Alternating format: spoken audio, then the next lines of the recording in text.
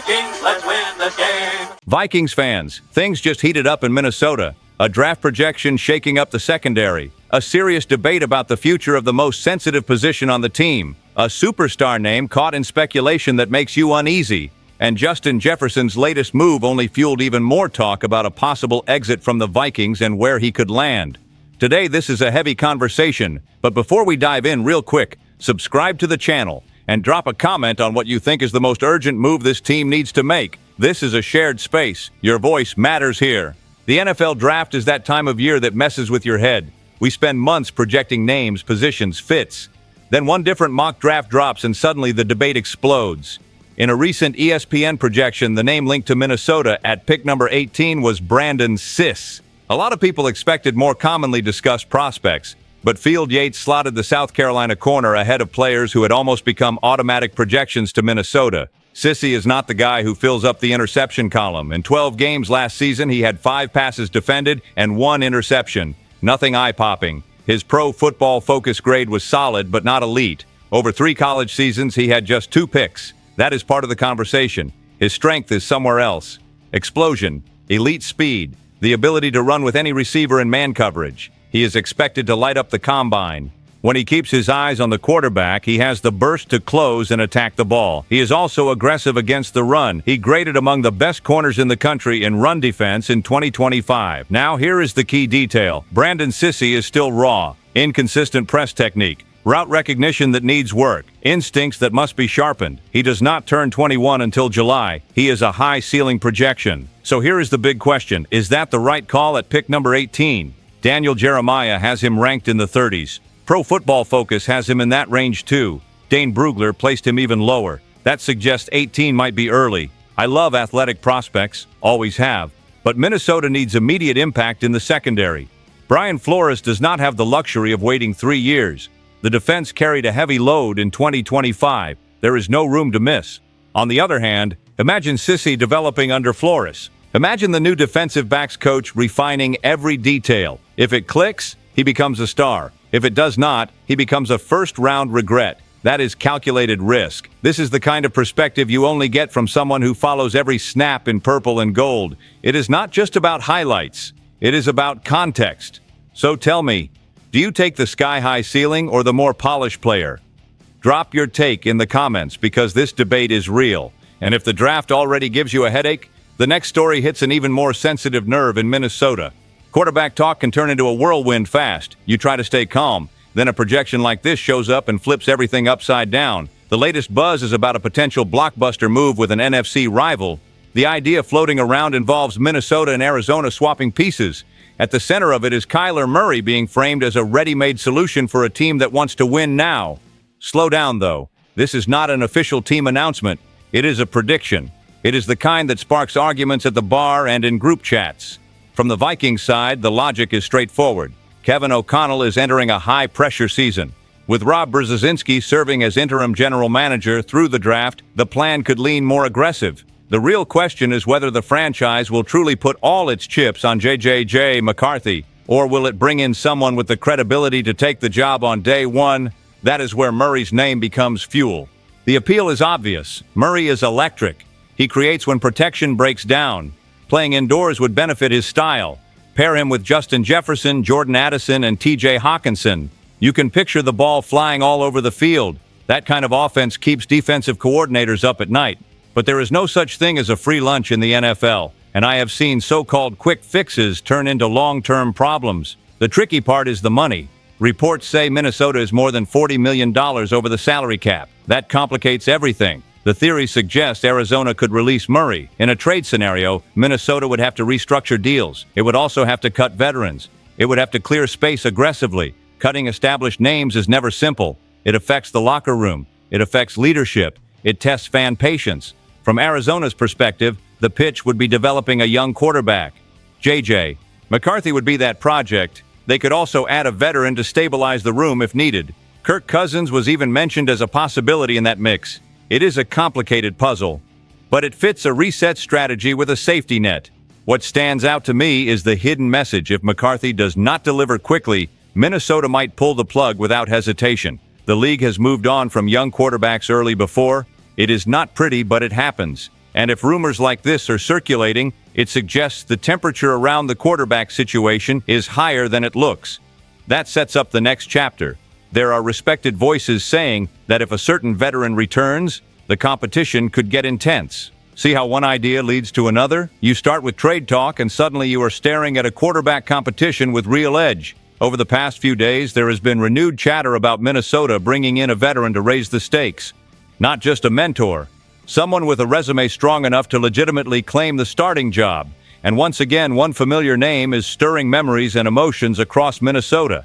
In a recent video, Shannon Sharpe issued a strong warning about J.J. McCarthy. He essentially said that if the Vikings bring back Kirk Cousins, the competition becomes serious. Cousins already knows Kevin O'Connell's system. This would not be a veteran learning everything from scratch. It would be someone walking into the building already fluent in the offense. Sharpe was blunt.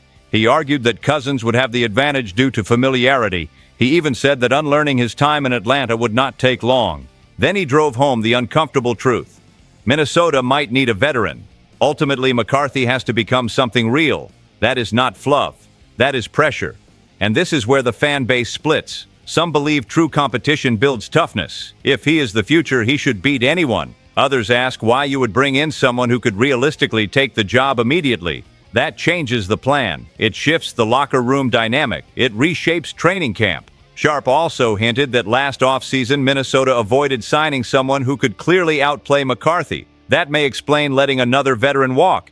If this offseason looks different, it signals less patience from leadership. Then Adam Schefter added fuel. He reported that Cousins is expected to be released by the Falcons before the new league year. Schefter said Cousins will weigh all options. That includes continuing to play. That includes television. That could even include retirement. When asked about Minnesota, Schefter did not get a firm no or yes from Cousins. That leaves the door slightly open. I'm not saying it will happen, but the noise is real. And when the noise gets loud, something is brewing behind the scenes. Those who lives and breathes Vikings football can feel it. So what do you think? Does bringing back Cousins push McCarthy to grow, or does it drop a ticking time bomb into the quarterback room? Let me know in the comments, because the next development is not about playbooks or passing charts. It is about an off-field move that raised eyebrows in purple and gold. Sometimes the story does not start on the field. It starts on your phone, refreshing a page and thinking, wait, where did that go? And when something disappears like that, rumors move faster than a 40-yard dash. Midweek it surfaced that Justin Jefferson deactivated his Instagram account. No injury announcement, no press conference, just a move. But when a superstar makes a move like that in Minnesota, alarms go off. Fans in purple and gold immediately started speculating. Then came the full wave, trade talk, theories about a break, and multiple teams getting linked. One of the loudest connections was the Buffalo Bills. And the logic is easy to see. Josh Allen has the arm to stretch the field. He has been searching for a true number one target. Since their offense lost that elite presence, something has been missing. The idea of pairing Allen with Jefferson is the kind of scenario that keeps defensive coordinators up at night. I will admit, I laughed when I first saw it. A nervous laugh. There's also the connection factor. Joe Brady, now leading in Buffalo, coached Jefferson at LSU. That reunion angle writes itself. He knows how to use him. He understands his strengths. Those lines get repeated every time a reunion is possible. But let us be grounded. Deactivating social media does not equal requesting a trade. And this is not the first time Jefferson has stepped away. Back in 2023, during a hamstring injury and online criticism, he shut down accounts as well. It could simply be about protecting his mental space. Players are human too. Still, speculation intensified when a CBS sports analyst floated the idea of Buffalo making a major push. The kind of proposal involving multiple first-round picks just to start the conversation. When a major outlet puts that out there, social media explodes. Vikings fans feel that mix of anger and anxiety because they understand what Jefferson represents. Another factor fueling talk is that 2025 was not his most explosive statistical season. He still topped 1,000 receiving yards, but touchdown totals dipped. Overall production was down by his lofty standards. That does not erase who he is. 4 Pro Bowls, multiple first-team All-Pro selections, an Offensive Player of the Year, a generational talent. But it gives critics room to push narratives about possible change. The bigger issue is this. If Minnesota does not stabilize the quarterback situation, pressure around Jefferson will keep building. Not because he is trying to leave, but because speculation will follow him every month. That kind of noise wears on an organization, and this next layer takes that speculation even further. Listen to how loud this gets when the question shifts from could it happen to who would try. Trade chatter moved beyond rumor and into lists, radio debates, and hypothetical packages being discussed openly. At the center of it all is Justin Jefferson. Articles began naming teams that should attempt a trade, not because the Vikings announced anything, not because Jefferson demanded anything, but because when a player of that caliber becomes available, even in theory, the league starts dreaming. The San Francisco 49ers were mentioned due to draft capital and cap flexibility, even though some insiders there called it unlikely. The Denver Broncos surfaced, with talk of opening negotiations with 2 clean first-round picks. The New York Giants appeared as a rebuilding team. They want to surround a young quarterback with elite weapons. And once again, the Buffalo Bills showed up. Pairing Josh Allen with Jefferson and reuniting him with Joe Brady is an irresistible storyline. The painful part is the underlying narrative. If the Vikings' quarterback situation falters, Jefferson could grow restless. It sounds harsh. It feels unfair. But the NFL is relentless. If the offense stalls and the season lands at 9-8 again, conversations about restructuring start. So do talks about stockpiling draft picks. So do debates about avoiding future contract drama. Suddenly, trading your best player gets framed as strategy instead of shock. There were even reports of this rumor being discussed at Super Bowl Radio Row.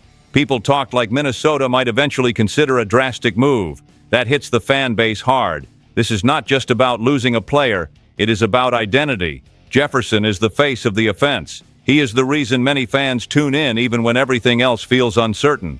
I will say this plainly. If the Vikings ever moved Justin Jefferson, it would have to be part of a massive plan. It would have to be franchise-altering. It would also have to be tied directly to the quarterback future. Otherwise, it feels like a teardown. Longtime fans know how bitter that can be. So the heaviest part of this story is not that a trade is imminent. It is that the conversation exists. It is growing, and it is tied directly to one question. Will Minnesota solve the quarterback puzzle in time? Keep that in mind. Because when you connect all these threads, a clear picture of where this franchise stands starts to emerge. Everything is connected, and that is what keeps everyone on edge. You look at the draft and see a chance to reinforce the secondary with rare athletic talent. Then the focus shifts to quarterback pressure and possible shifts in direction. Suddenly, there is talk of a fierce training camp battle, and when speculation reaches the biggest name on the roster, even a simple off-field move becomes fuel for rumors. I am going to make one bold statement. The 2026 season will determine whether this team takes a leap forward or drifts into a frustrating cycle of patchwork fixes. The talent is there. The coaching staff has proven it can develop players, but if clarity at quarterback does not come soon, everything else starts to shake. Now I want to hear from you. Drop a comment. This space belongs to every Vikings fan.